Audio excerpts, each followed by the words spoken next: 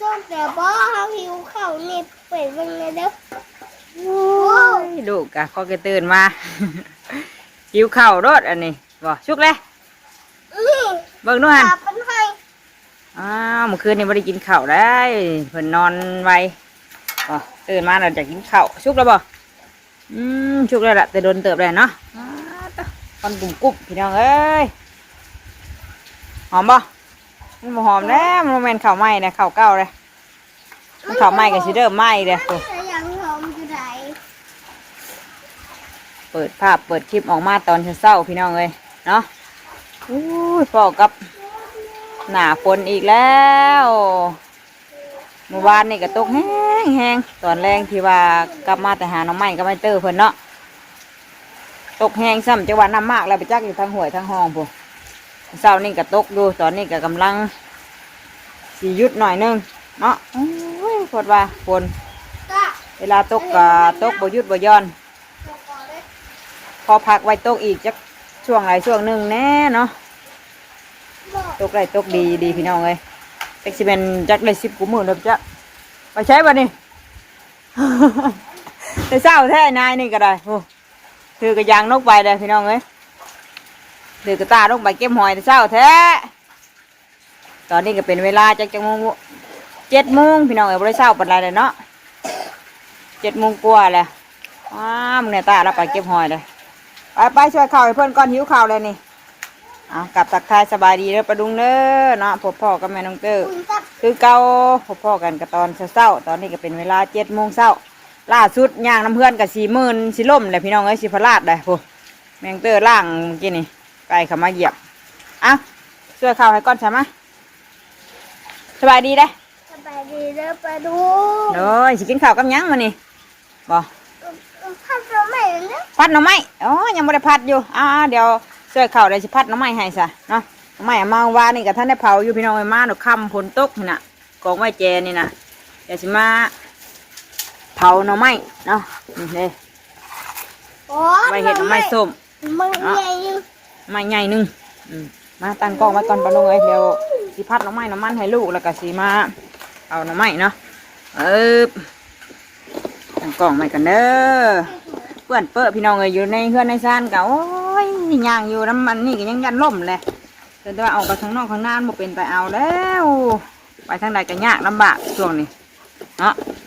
ยามฝนนี่โอ้ยยากอะไรโอ้คนหลายแค่นี้แม่จะสิบกเลยมีคนหลายแค่ต้นหมอกกันเถอะน้ำยังหน่อยนึงเดี๋ยวเป็นบกหาไหมสบายดีพี่น้องเลยช่วยเข่าก่อนเนาะช่วยเข่าแล้วเช็ดกินให้เพื่อนก่อนเดี๋ยวจะมาอันนั้นเอาน้ำใหม่ก็เอาไว้ต้องใส่ดูแค่ว้าเพื่อนชับไปเสื้อใช่ช่วยใช่กระซ้ำก็ได้ดูนะกระซ้ำไม่อ้ายไปอ้ายเอาน้ำใหม่มาช่วยแล้วก็พัดก็ทำนี่แหละเอาไว้ให้แม่ต้มจับแก้วนี่แก้วอะไรเกิดแล้วพ่ออิ่มมาเนี่ยลายยุบแล้วหั่นให้ด้วยแม่เป็นคนอะไรไม่มีอะไรหวานหน่อยพี่ก่อนไปว่ามีกระตุ้นเดียวตอนนี้ไม่หวาน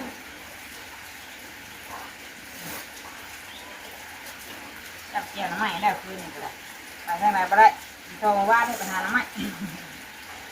โอ้ยเด็กเมนูพันหน่อไม้ได้เมนูพัดน้ำใหม่มานี่จ้ะ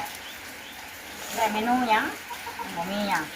เมนูบ้านของนายเมนูบ้านปลูกไงเขานี่แล้วเลยที่ได้จ้ะง่ายจริงจ้ะเขาได้เรียบร้อยเดี๋ยวแม่ให้กินให้ก้อนหนูเลยไม่ได้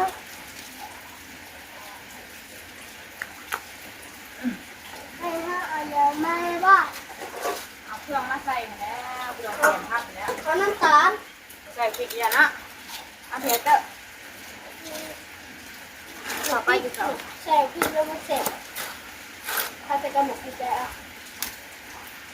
เพื่อนให้น้องไปใส่พริกเข้าไปใส่พริก บอกต้มเอาเมื่อคืนนี่เดือดห้อยอยู่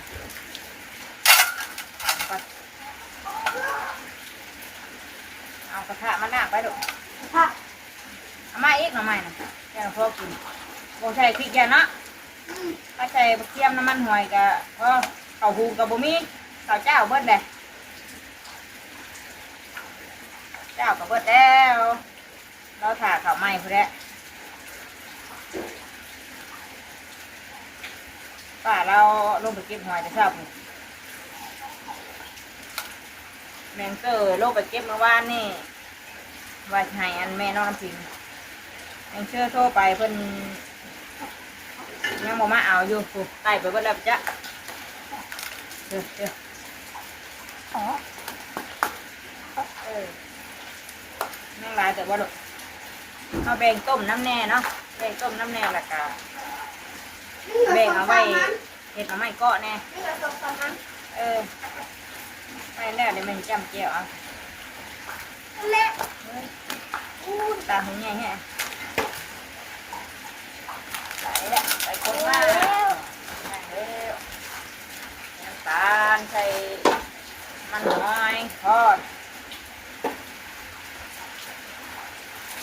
กินน้ำมันไปบ่ได้ตลาดตะดีก็ไปบ่ได้เรายังมาพอได้ส่งไปโรงเรียนกับแว่ตลาดแน่มือแว่มือบอ นี่คนโต๊ะ นี่ไปตลาดนัดกับบุมีจังคนกับบุได้มาหลายมือน่ะเนาะก็เป็น คน ตา โต๊ะ มเปื่อนมายากเลยคนกับเฮาคนเฮากับบุได้ออกตลาดตะดีหรอก แม่ ไม่กิน แม่คนโต๊ะแล้วก็ได้ไปโรงเรียน เนาะเป็นวัดอันนี้ก็ได้หลายมือเลยผมทั้งหมดเศร้าอยู่มัน คนโต๊ะหลายมือเลย เอ็กมือได้ผลตก ดู คือว่าหลายมือแต่ว่ายังมัน วันอาทิตย์ มันจันทร์ได้ไปว่าบืนแกงคนไปได้ปะเนี่ยตัวนี้เอาน้ำไม้เผาถ่าไปหนังน้ำไม้ใหญ่เผาน่ะเผาไฟนี่ กินมาแล้วกินนะต้มจืด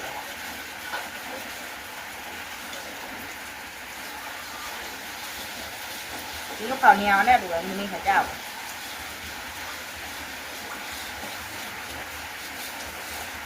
เอาข้าวไปจ้ะ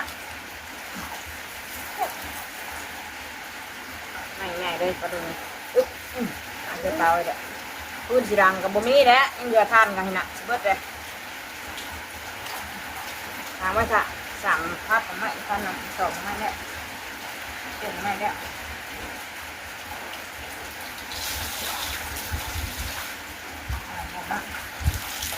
พัดใส่ใบโหระพาก็ได้ได้หันหักคนบ่มักใส่พัดพัดใบกะเพราก็มีได้อ่ะบ่พัดกะเพราหน่อไม้บ่ เอา มีจิ้มหมูจิ้มมาใช่แล้วไข่กับเบิดเลย ที่หมูจิ้มละ คือไข่มันน่ากับเบิดเลย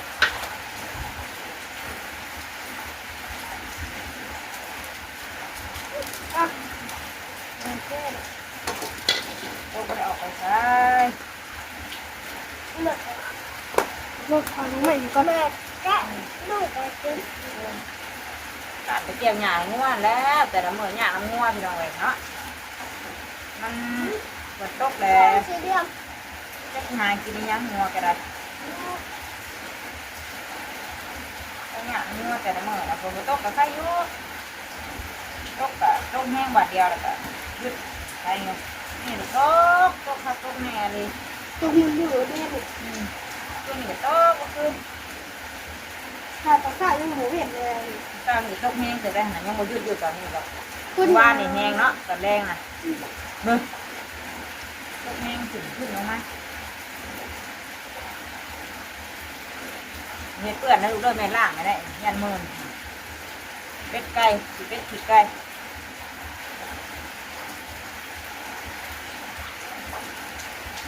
เพื่อนใส่บ่ใบกะเพราอันบัวราคาด้วย ใส่น้ำตก ใส่ใบหนึ่งก็จ้า ใส่ใบเนื้อนั่นกินนั่นแค่หอยนี่แค่น้ำไม่เยอะเลย มันคือได้กินย่างหอยเชอรี่อย่าเมาหอยเชอรี่ไม่ตาว่ามันขึ้นนี่แพร่หอยมันนี่ แต่ละไม่อีกเด้อย่างหอยเชอรี่น้ำมะเขือนี่ไรนึงกินได้เดี๋ยวคือแบบก็ได้ลายไปได้แล้วเนาะย่างกะ แบบคือก็ว่ามันอยาก เศร้า อ้ว กับ ก ตัวนี่แหละแต่ว่าย่างยังไม่ได้กินเมื่อแต่กินแล้วที่ชีควนท้องเป็นน้ำหอยบ่ มันอยากเอาไปเสิร์ฟ นี่มันจืดแล้วพัดเอาแล้ว ที่ ข้า ภาค ไป นี้ หาเก็บกระเช้า ผมเรียนที่ภาคนี้นะแต่ว่า ผักใบกะเพราผักบัวละพาใส่ตัวไร ภาคใบกะเพรา ใส่หนึ่งกระยาหนึ่ง ถ้าภาคบัวละพา เกินป้าแล้ว เราจะตั้งผัดกะเพราเอง ใบมะกรูดวันนี้ ภาคกะเพรากับยูเพื่อนป้าบ่ เพื่อนเท่าแล้วในสวน เอายูเพื่อนเท่าก็ได้มีจำนวนผัดกะเพรา ใส่หัวละพาเป็นยังมันหอมแล้ว ใส่หัวละพาหัวละพาเขา เอาพริกได้ไหมน้ำใหม่พริกได้ พี่แล้ว ยังไม่พัดได้หรือไม่เอาไปพัดคนก่อนหน่อยก็ได้ไหม ต้องถามมันใหม่ขนาดนี้ จานไว้ใส่ เบิก ไปพัดน้ำใหม่ก่อนมาเอาก้อนน้ำใหม่ลูกได้จะเผาเอาหมูเบียกก่อน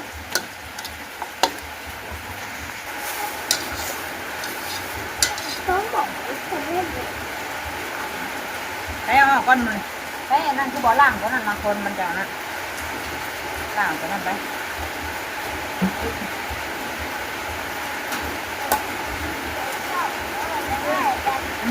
หายกันเลยมีกระเทียมถูกเส้นนี้เลยประมาณโต๊ะปึ๊บบนโต๊ะใหม่แล้วอาจจะยืดหน่อยนึง มาที่ไปละ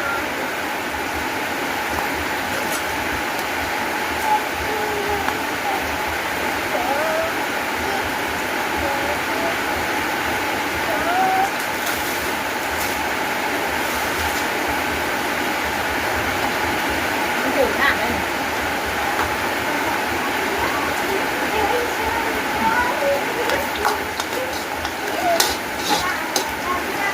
ตัดใส่หัวละผ้าเอาไข่ก็ไม่ได้มีให้ใส่แซ่บเนาะก็ใส่บักพริกพี่น้องเนี่ยเราเป็นเพชรเป็นไม้แล้ว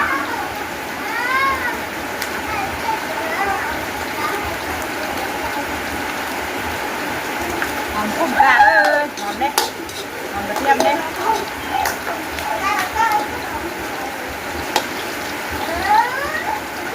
หยอกกันลูกมาพี่ไว้เอามาเอานี่ให้แม่ไว้เอามาน้ำใหม่มาใส่ด้วยจะหน่อยเอาใส่ด้วยไปใส่พริกเนาะ บอก เอาใส่ระวังด้วยใส่เลยว้าวข้าวแซ่บข้าวข้นเนาะ ปึ๊บมันหอยกระแทบเลยปลาไหมนึง โอ้โหมันพุ่งออกเลย ใส่ไปนวดหลายแซ่บ ผมละลายไปก่อน มุกมาเห็ดตัวนี้เลยมาดูตัวนี้เลยตั้งหอย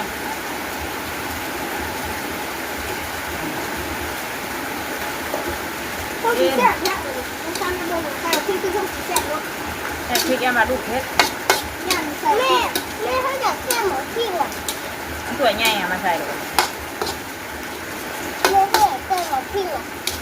ใส่ยังมาอย่างเพชรเอาสวยไงไปจามอีกก็ได้จ้ะจามอีกก็ได้โอ้ยอ่อนเนี่ย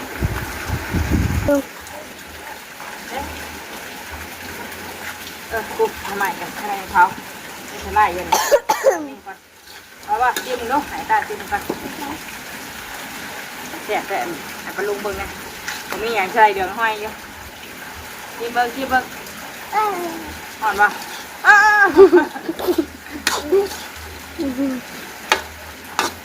เราใส่ใบบัวระพาพี่น้องเนาะวันนี้มาได้ใส่ใบกะเพรา แซ่บแซ่บ เจ้าเลยจับเอาจานมาเอากระมังมาใส่ด้วยเบิ้ง แล้วมันดีบ่ มาใส่พริกสีสันมันกับสีบัวหนากินปะนะเอ้ยนั่นน่ะใส่แต่ใบอันนี้จะเห็นแม่ดูบ่หายเตยจับกล่อง ไม่เห็นไหม อันนี้แล้วฝนตกดินเนาะ ไงจะ หอมห้อยอะไรกับพวกนี้ใบมะกรูดเนาะ มันลูดใช่ไข่แล้วหอมได้นี่ เอาอันบาจันไปซื้อมาตั้งแต่ตอนน่ะตายไปเลยติ ปูกระติบน้ำใส่บ่อไหนนั่นน้ำใส่บ่อไหน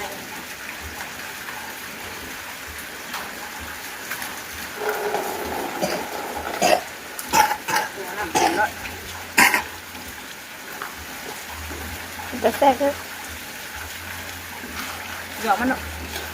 เลย ลูกเขาไปกินถ่าเด้อกินกับเขาวเนี่ยแม่หนึ่งไว้นะมันโมมีข้าวหุงเบิดข้าวเจ้าเบิดอ่ะเฮ้ แซ่บ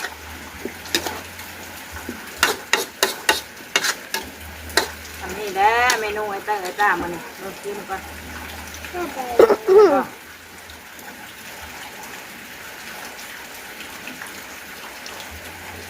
อันนี้แซ่บ คือว่ามันบ่ใช่มันบ่เผ็ดเลยมันใส่ผิดปะถ้าไปมาเอามัน แล้วน้ำมัน ลงลงนะอย่าไปใส่กระซ้ำเลยเออ ใส่กระมัง กระมังบ่ใส่กระซ้ำสิเด้อพี่น้องเอ้ย แม่กระมังใหญ่ไว้บ่อนี่ เบิ่งให้เด้อ ที่เข้ามี เบิ่งให้ตาเบิ่งซ้ำนี่แหละไม่กดต้มใส่พักสิเอ้ยเอาข้าวกินลูกเอาแม่อันนี้เก็บข้าวไว้ก่อนไหมพวกอันนี้พวกเครื่องปรุงนี่เก็บไว้เผื่อเด้อแม่สิเผาหน่อไม้บัดนี้ อันมาแล้วคือมาที่นี่เด้อ เผาหน่อไม้ก่อนมาดูเลย ไปเถอะ ให้ลูกเพิ่นไปกินข้าวกินเลิศด้วยซ้ำนั่นแหละอ่ะเอ้หน่อไม้เฮาก็ได้เนาะทางไว้เนี่ยพากันกินถ่าเอาไว้แล้วก็ขวเอาสุกเอาก็ได้เนาะไม่ได้ใส่กระเพ็ดเมนูหน่อไม้มีแต่หน่อไม้เมื่อคืนนี่ก็ต้มหน่อไม้กินหน่อไม้ไปก่อนช่วงนี้เดี๋ยวดีได้ซะปกติกินอยู่แล้วแต่ว่าวันนี้ประจำเลยไม่ไผ่เดียวพี่น้องเลยเนาะไปข้าวเดียวในเมื่อวานนี่ก็ได้ไปหา6 กรนี่แหละแต่ว่าคนหาก่อนแล้วแต่กันยังไล่อยู่ได้กับเอาบ่ไล่เพราะมันสูงเนาะมันเหี่ยวขึ้นสูงหนด เห็นไหมก่อนนั้นมาจ้างหาที่ตั้งโตกอ เฮ้ยเอาเก็บเขาไว้เด้อ พากันกินถ่าเด้อกินโนดนี่แม่เผาหน้ำไม้ไว้ก่อนเดี๋ยวไว้ก็กาบหน้ำไม้ไว้ให้ง่วนนี่ปอกไว้เมื่อคืนนี่ระวังล่มนะยางนะมึงแน่มื่นซับบู๊ปวดว่าไปยากลำบากมาดูเลยเพื่อนซานกับเปื้อนนั่งปืนใส่ก่อนเอาหน้ำไม้ไว้เกาะก่อนขวดน้ำไม้กระโตกเลยยอดบิวกับบ่ได้หลวงลายดอกพี่น้องเอ้ยแต่กระท่ายไปซื้อแมงเตอร์กันเนาะลำร้อยลำไรนี่แล้วลำร้อยลำคนเบิงลำ10 ลำ20นี่แหละกระท่ายลงไปแต่ละมือเนาะจักสีท่ายยังให้ปลาลุงเบิงคนบ่ลังเฮ็ดได้มันก็บ่ลังยอดวิวกับบ่ลังบ่ขึ้นแต่กระท่ายไปเรื่อยเฮ็ดไปเรื่อยเนาะ4-5 เดือนจังเห็นเท่านึงพี่น้องเอ้ยคลิปหนึ่งกับบ่ได้ฮอดคลิปละเดือนใช่ไหมทำคลิปละเดือนกันยังว่าปวดเด็กลงอยู่ดอกเนาะแต่นี่โดดเพื่อสิเห็นเดือนหนึ่งเด้งขึ้นมามันง่ายเอ้ยจะมันยากเนาะเบิ่งโฆษณาให้เด้อปลาดุงเด้อเบิ่งในไลน์แน่ สิบบ่ได้ทราบบ่ได้กะอันเปิดเบิ่งนะกะเข้าห้องน้ำของนายก่อนก็ได้พี่น้องเอ้ยพอให้เบิ่งให้แน่เนาะ กันไปอยากเบิ่งดีก็ได้ตอนกระลุกกุ๊กกัวแต่กระท่ายไปเรื่อยแต่แมงเตอร์ก็ได้เนาะถึงสิบ่ในดวงหลายๆกะท่ายไปพี่น้องเลยชีวิตประจำวันเฮากระเตดมื้อเนาะอันเฮ็ดเวียกเฮ็ดงานทำเงินน้ำซ่านนี่แหละเฮ็ดอยู่เฮ็ดกินให้ลูกให้เต้าอีหยังกระท่ายลงไปเนาะเลยแม่นท่ายแบบสายนู่นสายนี่เนาะเฮากระท่ายแบบธรรมชาติทั่วไปน้ำเพื่อนน้ำซ่านอันถุงไห้ถุงหน้าตามธรรมชาตินี่แหละเนาะทางป่าใหญ่เพิ่นก็ลงไปเก็บหอยเลย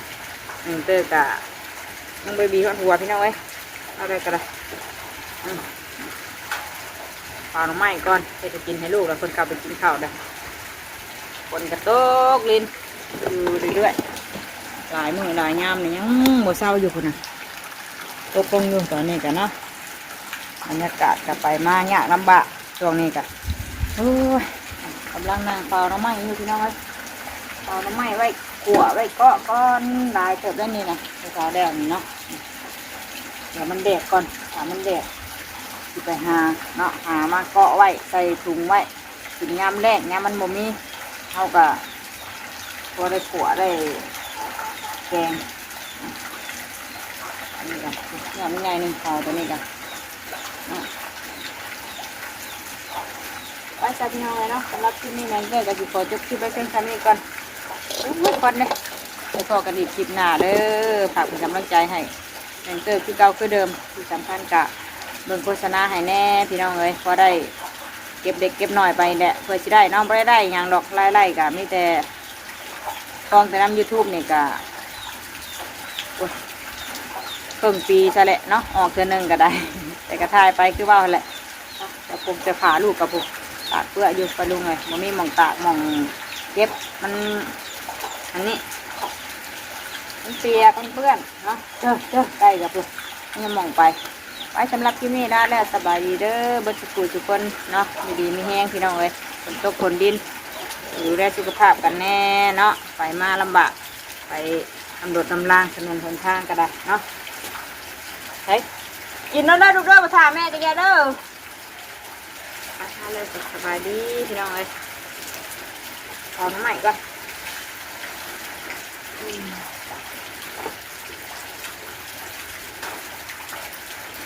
ก่อนปวด